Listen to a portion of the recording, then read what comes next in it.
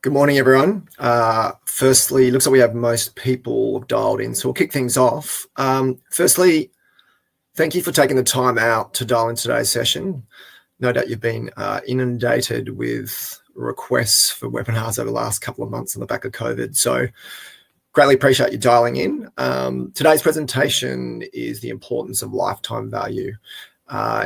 It's part of the Incubeta Ignite series, and today's presentation is in conjunction with Google. So big shout out to Googs for taking the time out and also helping to pull today's presentation together. Just a little bit of housekeeping before we kick things off. The session should go for about 45 minutes. However, we've allowed plenty of time for questions. So feel free to ask questions via chat, and then the presenters will either answer those questions when relevant at that time, or we'll cover off those questions at the end. Finally, the session will be recorded, so probably best to keep yourself on mute unless you want to star in the video, and that video will be made available to those who missed the session, or if you want to share that presentation internally at your agencies or organisations, feel free to share the content. So over to our illustrious presenters. So we have Rob Beckwith today from Google. He's been with the Googs for just over 5.5 years, originally from the UK, and his predominant role in Australia is to do data integrations and advanced analytics across the various Google platforms. We also have our very own Lani Cummins, the General Manager of Incubeta. Lani's been with Incubeta for 9 years and works predominantly across the retail, travel and fintech verticals. Finally, myself, Sam Shennan, MD of the Incubeta Group, and I'll be moderating the session. Anyway, that's enough gibber from me. Let me hand you over to our presenters to kick things off. Thanks, guys. Over to Rob and Lani. Cool. Thanks, Sam. And obviously, big thank you to everyone for joining this morning. I mean, as Sam said, we know that your time is limited, so hopefully we can provide some value for you in the time that we've got together. So in terms of what we're going to cover today, very quick overview for you. Rob's going to take you through an introduction to lifetime value and some related concepts that we think are really important to understand. We're going to talk through some examples of how lifetime value can work for your business. And we've got a few examples that relate to different business types. So we're going to step you through how we think you can use this to drive change within your own business. There's a pretty cool piece of kit called CRMInt, which isn't an official Google product, but it does sit within the Google Cloud platform. And Rob's going to kind of step you through how you can use that within your existing suite of Google Cloud tools to enhance your lifetime value capabilities. We're going to step you through the relationship between digital maturity and lifetime value, and hopefully unpack for you that it doesn't really matter where you are on that journey. You're going to be able to use lifetime value to enhance your results. And then we should have plenty of time at the end for Q&A. And often this is kind of the most valuable and interesting component of these webinars. So don't feel like you can't ask questions. Please ask questions as we step through the presentation. If we think that we can cover it without breaking flow, or we think that kind of answering will enhance what we're talking about, we will actually take a pause and answer questions as we go. If not, we'll come back to them at the end. So as I said, Rob's going to kind of take you through an introduction to lifetime value and some of the related concepts. So I'll hand over to you, Rob. Thanks, Lani, and thanks, Sam, as well. So again, thanks to everyone for joining this morning. My name's Rob. I work on the platforms team at Google here based in Sydney. Again, we know that your time's super valuable while you're working from home. Everyone's got lots of other things going on. So yeah, super grateful for you to spend the time to join us this morning. Also great, obviously, to be presenting alongside our great partners and friends over at Incubeta. So let's kick things off with a bit of an intro into lifetime value. Now, I want to start today's session with this statement, and it's not all customers are the same. I think most of us can probably agree with this statement, that within your business, there's going to be certain tiers, buckets, segments, however you choose to define them, of customers that are going to be more effective or less effective at driving your own business outcomes. And the value of the customer is going to vary based on not only their past behaviors, but also what they're doing currently with your business, and also thinking about predictive future engagements and purchase behaviors as well. Now, this can be more easily understood through a popular theory known as the Pareto principle. You might have heard of this before. It's commonly referred to as the 80-20 rule. And basically, the rule states that for many events, 80% of the effects will come from 20% of the causes. Now, in the case of your customers, you could potentially rework this statement to say that 80% of your desirable business outcomes, such as profit, are going to come from 20% of your customers. And whilst this won't be an absolute percentage, the general idea is that businesses are going to have different pockets of customers that will drive a disproportionate share of returns for them. And therefore, you should be thinking about treating them as higher value. So looking at your audiences in this manner is also a step towards something that we refer to as customer centricity. And there's a good quote here up on the slide from Jim Stern. He's the founder and chairman of the Web Analytics Association, that customer centricity reveals how to increase profits from your best customers, find more like them, and avoid over-investing on the rest. And we've got some good examples coming up later in the presentation that will kind of allude to this. So now that we've got into a bit of a mindset of lifetime value, started to understand some of the theory behind it, I'm going to pass it back over to Lani, who's going to walk us through how we can actually start to apply some of these theories in the world of lifetime value. Thanks, Rob. So as Rob mentioned, we're going to talk a little bit about how you can start to do some thinking around LTV and how it could potentially apply to your business. So what we're going to do is take a look at examples as they relate to three kind of main business types. The examples that we'll talk through will be related to a sales-based business. So this could be anything in the e-commerce space, such as an online clothing store. The second one that we're going to step through is a publisher-based example. So this one's a little more complex. There's no direct purchases made on site, and typically the company will depend on ad revenue for funding. And the third example that we're going to talk through is a lead generation example. Again, there's not necessarily revenue directly correlated with that first action, and these businesses often have longer sales cycles. So it could be an example of, say, an insurance company or an app, something like Uber or Uber Eats.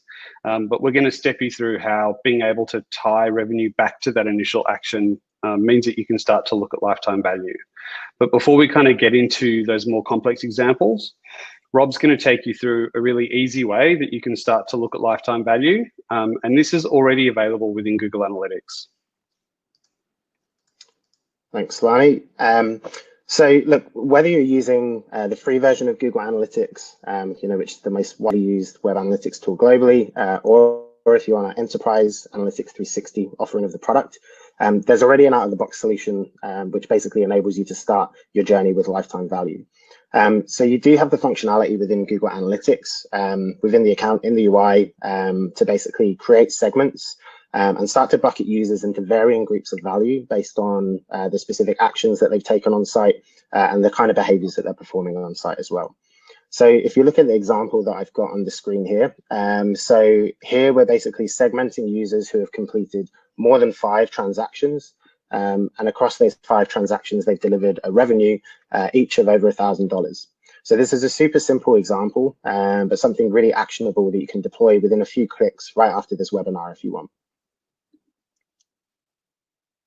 And whilst that example that I gave is a really good starting point, I guess the limitation with this approach is that you're looking purely at the past behavior of your users. So just because a customer was valuable for you in the past doesn't necessarily mean that they're going to be valuable for your business in the future or continue to drive value for you in the future as well. This example that I've got on the slide here shows how potentially using a prediction on a customer's lifetime value could also see what was initially used if you're just looking at historic revenue, so some low revenue users, that actually in the longer term, they may actually be more valuable for your business in the future. Conversely, you may have, again, looking just historically at data, you might have some really high revenue driving users based on their purchases, but they may never purchase with your brand again. And therefore, if we're looking at this from a lifetime value perspective, they're actually not driving as much as some other users.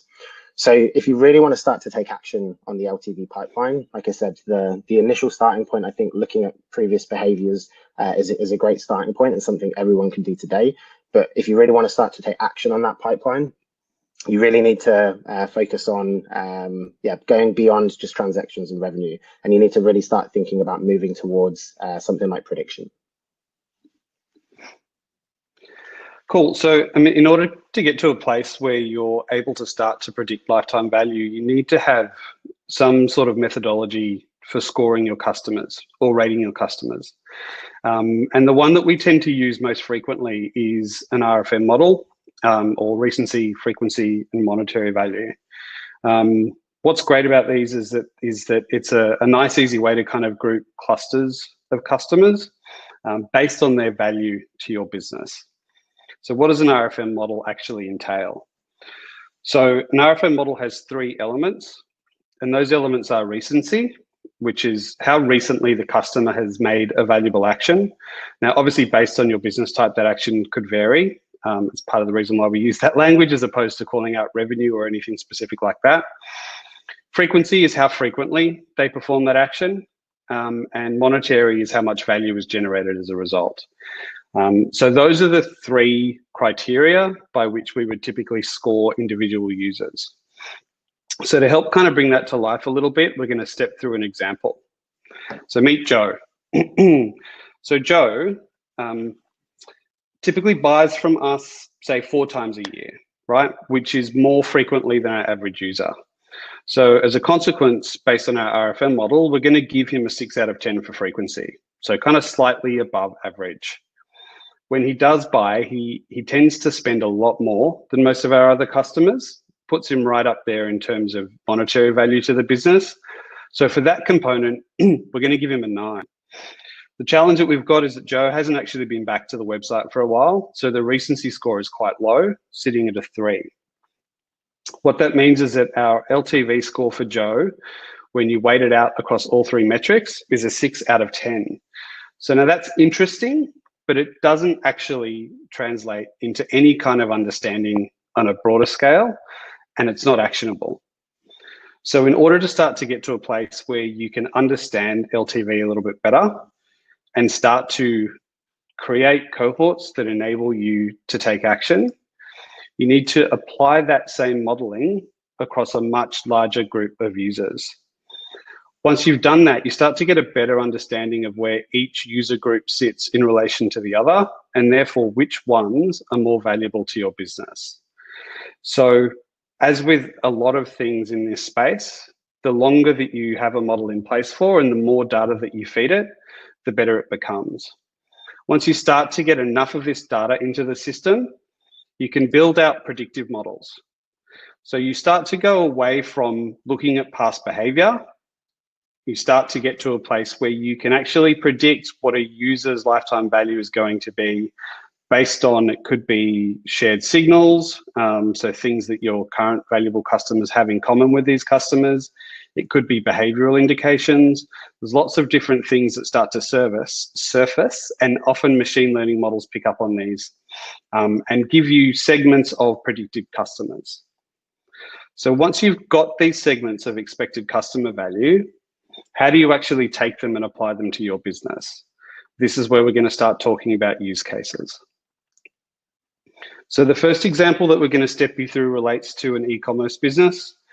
I think this one is probably relevant for lots of people on the call, whether you are an e-commerce provider yourself or whether you have clients who are in the e-commerce space. It's also really clear from an RFM perspective because all of those elements are clearly defined for e-commerce businesses.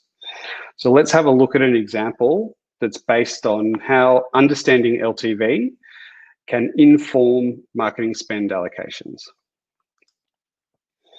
So up in front of you, you've got an example of what a marketing spend allocation might look like across user groups before LTV integration takes place. So you can see we've got 5 user groups there on the chart, A being the highest value customer type and E being the lowest value customer type. Without understanding LTV at a user group level, you can see that the investment is flat across all user groups. The missed opportunities represented by the area shaded in red to the left above the line, and overinvestment in underperforming customers represented by the area below the line on the right-hand side. Typically, what we see as a consequence of this sort of budget allocation is that poor long-term outcomes are a result, because the spend is flat across all users regardless of their value. Once you start to get an understanding of LTV by user groups and the ability to predict LTV, we typically see that marketing spend is reallocated based on customer value. So you can see here, rather than having a flat spend across all of these customer types, we're actually investing more in engaging and acquiring more high-value customers and less on those low-value customers. So it isn't about spending more, it's simply a reallocation of spend to a more efficient user group that drives a better outcome for your business. So this is one very straightforward example of how LTV can improve your marketing spend. And just to jump in here, actually, I really like this example that Lani's highlighting. It's going to become kind of obvious, I guess, as we move to some of the later slides when we think about data collection through from that collection point, analysis, and also activation. And yeah, really, once you've got this LTV strategy in place, I think it can really change your approach to media planning. So it's not just thinking about the customer data, it's also thinking about how you can use this for media planning, your channel use, even down to things like product strategy. So yeah, this is a really good example, and I think we'll see the value from this a bit later on in the presentation. Cool. Thanks, Rob. So the second example that we're going to look through is a little less straightforward than an e-commerce example, and it's based on a publisher website. So in many instances, a publisher may not necessarily be able to tie revenue values back to individual users. This can make it really hard to quantify the monetary element of an RFM model. However, it's not completely impossible. And one of the ways that you can solve for this is by considering proxies that may help to estimate user value. So when you're considering publisher websites, some of the proxies that you might want to consider are available again in GA. Things like time on site, page depth, and scroll depth can all correlate to the amount of ad exposure that an individual user has, which helps you to build out the monetary element of that RFM model and helps you to start to think about the lifetime value of your users and how you can apply it to your business. For those of you who are using Google Ad Manager, it is a lot easier to close the gap from a monetary perspective. This is because Google Ad Manager actually enables you to pass revenue data back into GA360 due to the direct integration. And what this means is that you can start to more accurately measure value at a user level and apply that to your LTV models. And the third and final example that I'm going to cover is those lead generation businesses that I talked about earlier. So I gave the example of insurance sale. We talked about consumer apps like Uber or Uber Eats. Really, this is anything that requires a sign up. It can also be used for businesses that have really well-established loyalty programs as well. As long as there's an eventual revenue stream here, there's an easy way to actually understand user value by combining the data that's available in GA360 and your CRM. Thanks, Lani. Yeah, so I think as Lani said, when it comes down to lead gen, one of the real key points here is being able to attribute some of your back-end CRM data through to something like your web analytics data. So in this case, we're talking Google Analytics 360. And the way that you join these together is, via a unified ID, and whether that's, a specific user ID that you have present within your CRM system, or and you're capturing this within your Google Analytics setup as well, or even if you're using something like the GA client ID, which is the Google Analytics cookie. As long as you can kind of capture that same ID in both web analytics and also in your CRM, then you're able to attribute the sum of purchases that have happened in an offline environment back to an actual online user ID to use that RFM modeling. So if we just look at this example here, we've got Anna.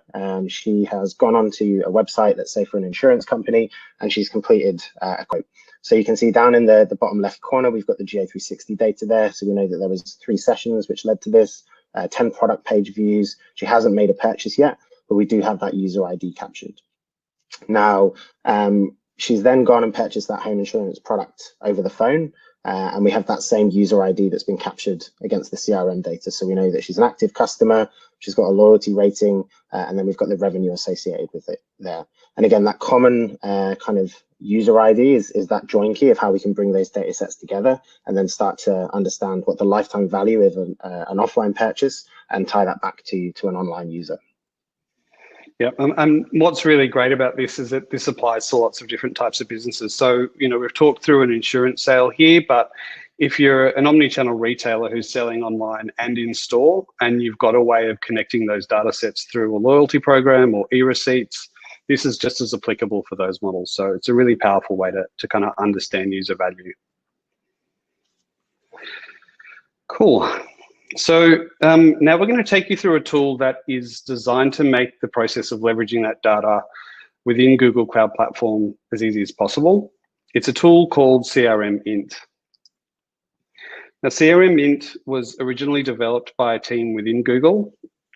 It's not an official part of the Google Cloud Platform. They have open sourced it to make it freely available to everyone.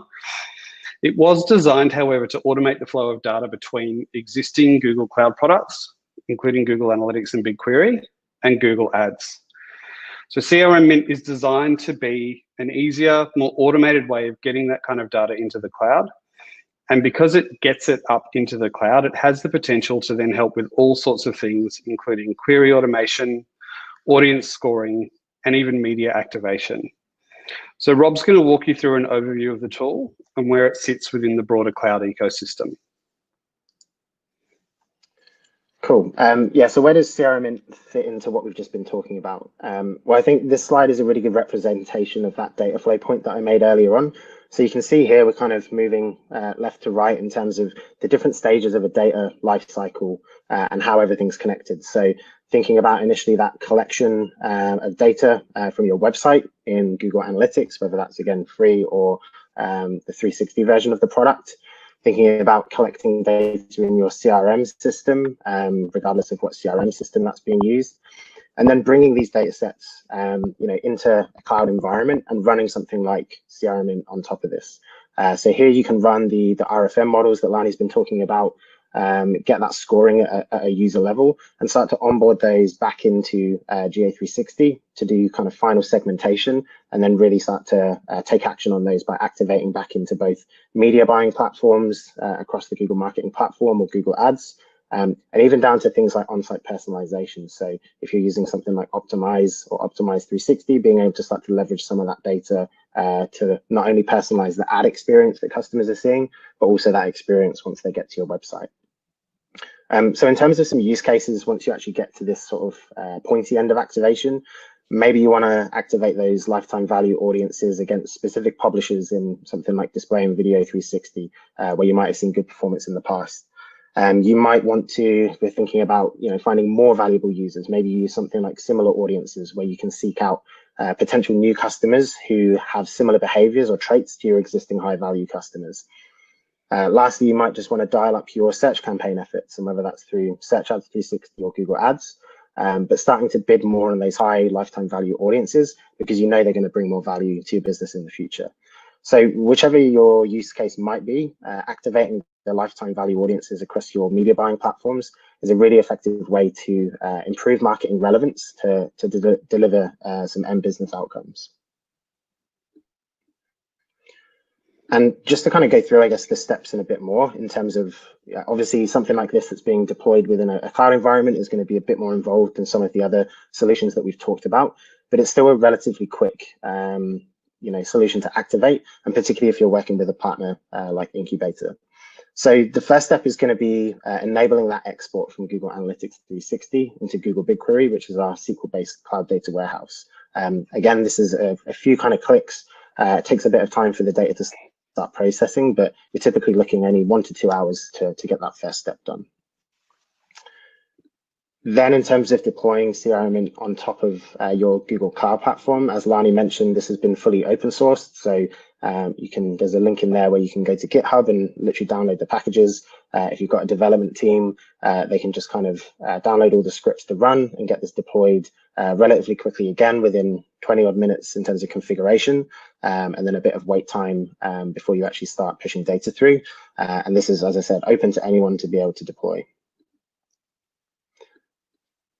Finally, you've got that configuration step. So being able to configure the data import back into Google Analytics, and then you're basically ready to go with your activation. Again, whether that's in media platforms or in terms of personalizing that on-site experience. So we're really only talking about a kind of 2 to 3 hour wait time if you were to do this all in one go that enables something like this to be up and running. So whilst more complex in the actual implementation itself, timing-wise, this isn't a month-long process.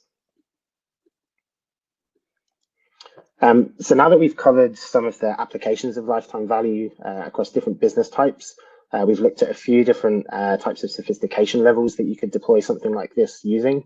And hopefully in doing that, we've kind of busted some myths around who can use lifetime value. There's different stages of where everyone can get started. So now I just wanted to focus a bit on thinking about how lifetime value fits into the context of your overall marketing maturity.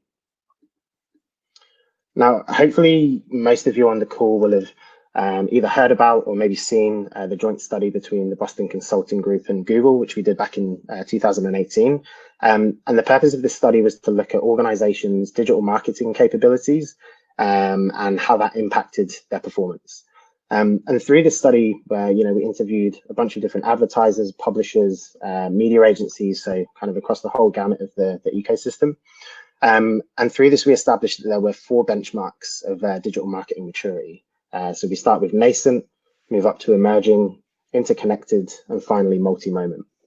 And the study found that companies that have achieved a multi-moment maturity reported cost savings of up to 30% and also revenue increases of up to 20%. So given these results, I think it makes sense to say that the more mature your marketing is, the better its outcomes are going to be. So a question to everyone who's on the call: where do you see yourself? Where do you see your company? Where do you see your agency in terms of this maturity curve? Now, applying lifetime value to your digital strategy, it can be a way for you to not only begin getting more value from that customer data and a better return on investment from your campaigns, but it can also help increase the overall sophistication and maturity of your digital marketing and as your organization as a whole. And hopefully, as we've shown, taking these steps doesn't need to be complicated. So if you're just getting started on this journey, then using something like segmentation in Google Analytics is a great starting point.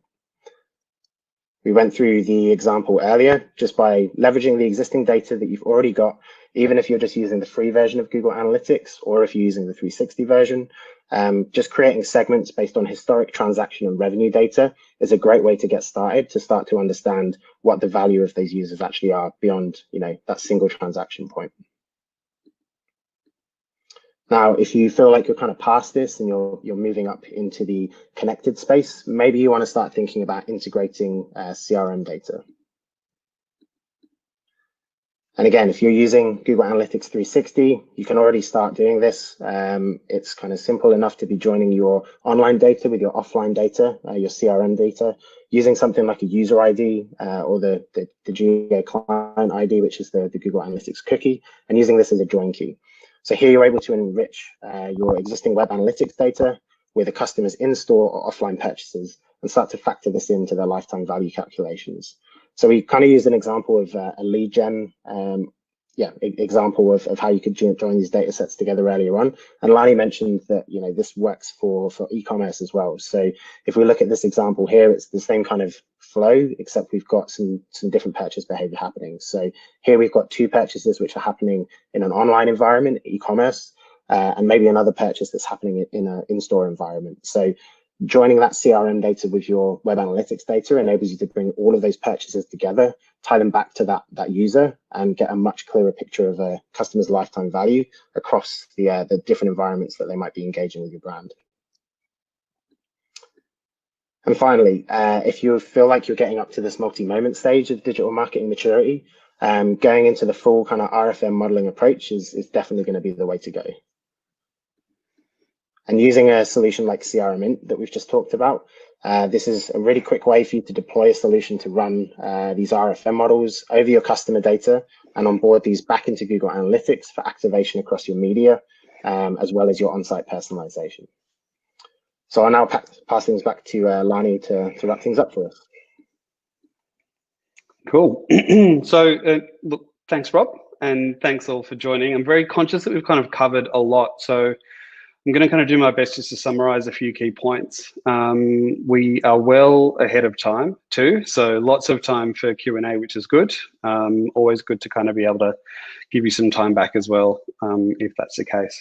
So look, just to kind of summarize what we've covered, we think that all businesses can benefit from understanding LTV.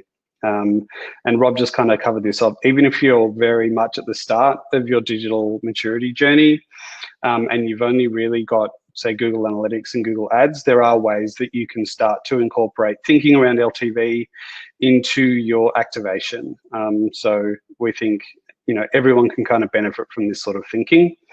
There are more out-of-the-box views than what we covered from a GA perspective that can help uncover those top-line insights.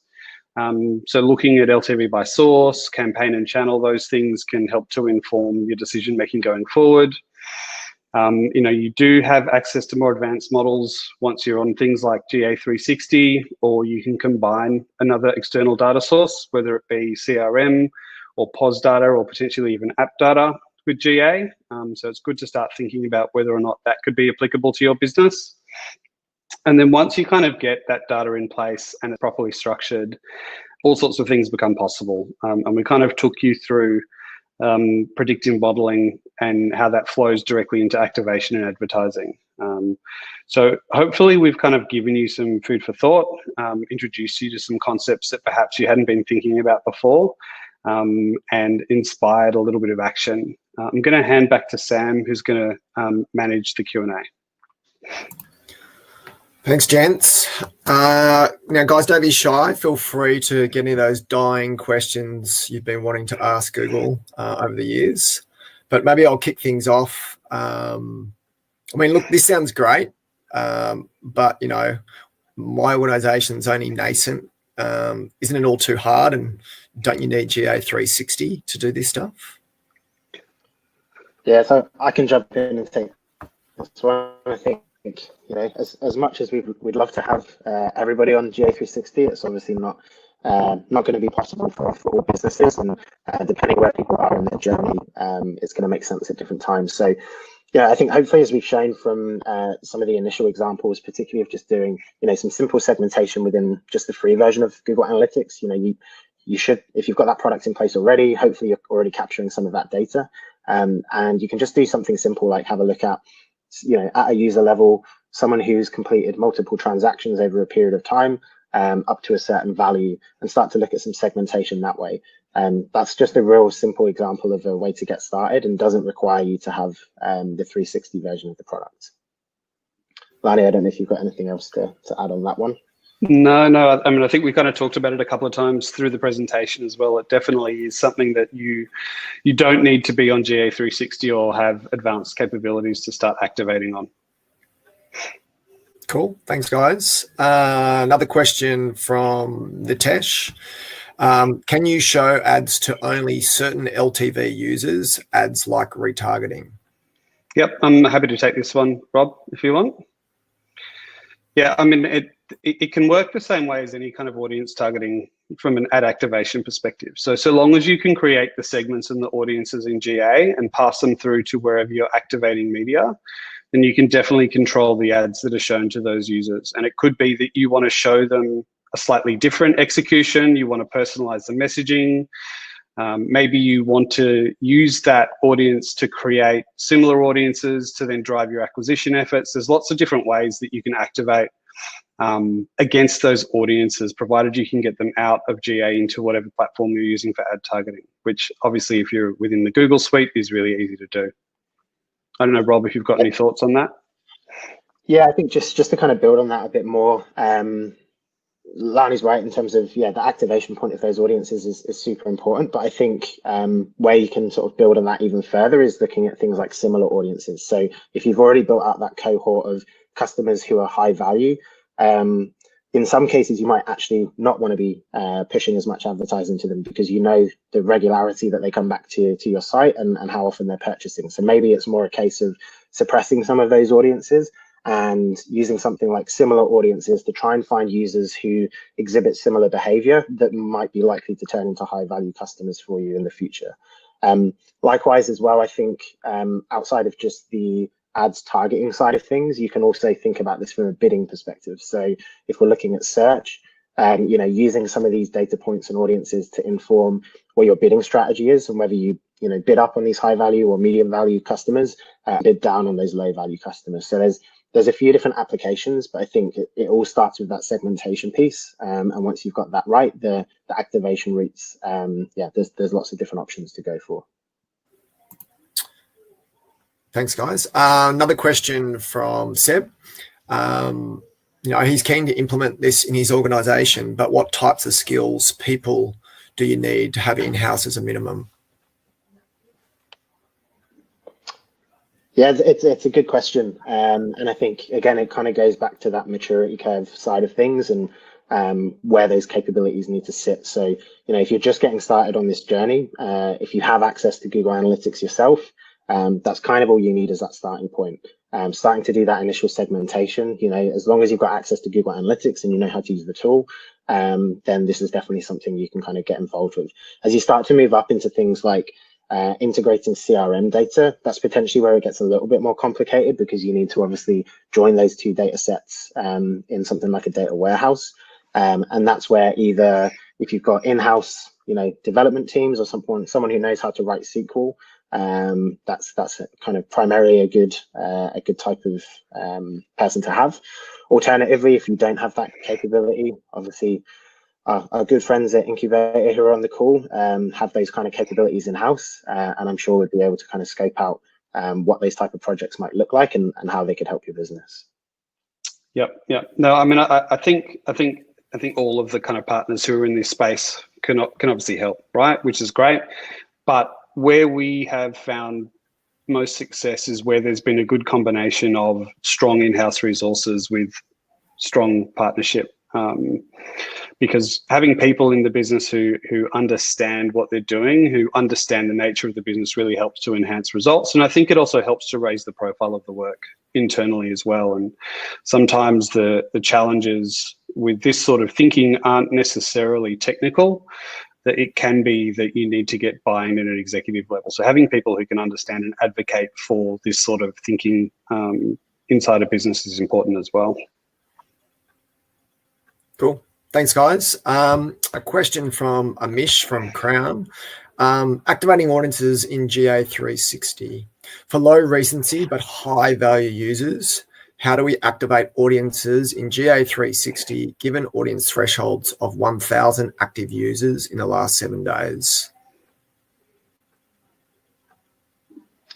So I think this may be referring to limitations on how big an audience needs to be to activate.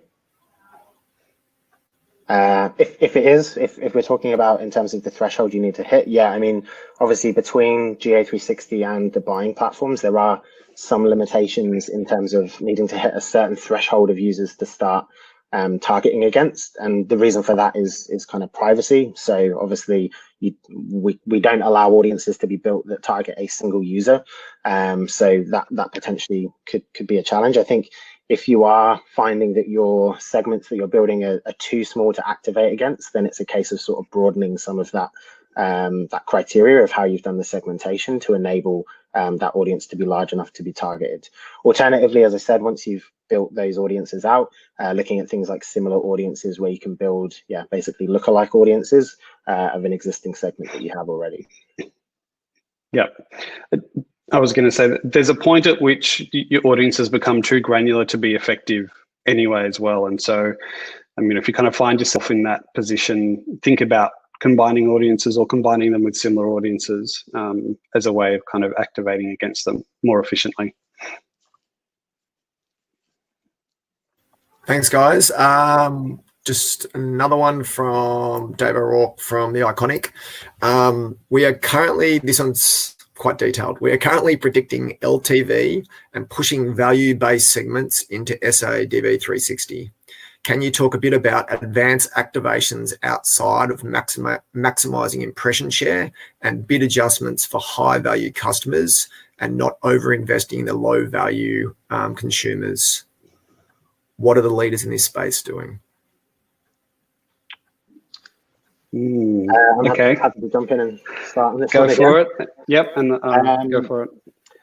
Yeah, so I think, like we said, there's, bidding and audience activation are great initial starting points. I keep coming back to this example, but using something like similar audiences to build out, lookalike audiences of your most high value customers is a really good way to, use some of the advanced capabilities that we have within the Google stack of all the various kind of machine learning capabilities for us to be able to go out and find users who are exhibiting similar online behavior to that of your high value customers, and try and find more people like them so you can keep growing that high value user base. That's a really simple one. I mean, once it starts kind of getting more advanced, I guess where you can be thinking about that is moving beyond just this as a high value segment, starting to use capabilities in cloud and on the modeling side of things to more look at not only is this a high value segment, but what's their actual previous purchase behavior looking like? What type of products are they buying? And how do we inform the message that we're going to show them that's going to continue to kind of grow that behavior or cross-sell and upsell to different products based on what that historic kind of purchase behavior has looked like. I then think, going even a step further from that is once you've done the segmentation, you understand what their previous purchase behavior has been like, and therefore what are the products that you want to show to that customer within an ad creative. It's then how do you personalize the on-site experience to ensure that once that user's coming to site, you're showing them exactly what they need and at that kind of pointy end of where they're actually coming to purchase, extracting kind of maximum value that you can. Yep. I mean, and it might kind of help to talk to a couple of examples of activations that I've been involved in the last 12 months that I guess almost fit that model. So, we've had customers who have identified that a specific category tends to derive a lifetime value that is, say, 2 to 3 times higher than the average user. And so, the activation action off the back of that was to be much more aggressive on that category from a search perspective, and then also activate against similar audiences in terms of DV360. And the other piece that came out that I thought was really interesting was behavioral. So one of our clients identified that the relationship in time between someone's first and second purchase was a major indicator of lifetime value for them. So, the activation there was to try and get more of that behavior replicated through other customers. So being quite aggressive about getting that second transaction once we had a new person enter the funnel. So anything that kind of fits that customer lifecycle marketing thinking, I think can be applied from an activation standpoint here. Thanks, guys. Lucky last, unless anyone wants to post any more questions. This one's from Siraja.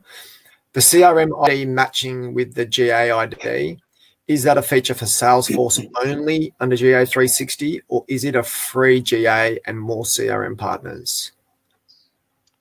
Yeah, it's a good question. So in terms of CRM matching, yeah, we do have, thanks for calling that out. We've got a really great integration with our friends over at Salesforce. So for those on the call who are using Salesforce Sales Cloud as their CRM system, we do have an integration that's built out to enable you to connect that Salesforce CRM data with your Google Analytics data in a fairly seamless way. There's a few little bits of dev work that are required just to ensure that we're capturing the right IDs on both sides, but relatively easy to get off the ground. So if that's something you're interested in, definitely reach out to either your reps on the Google side or also Salesforce.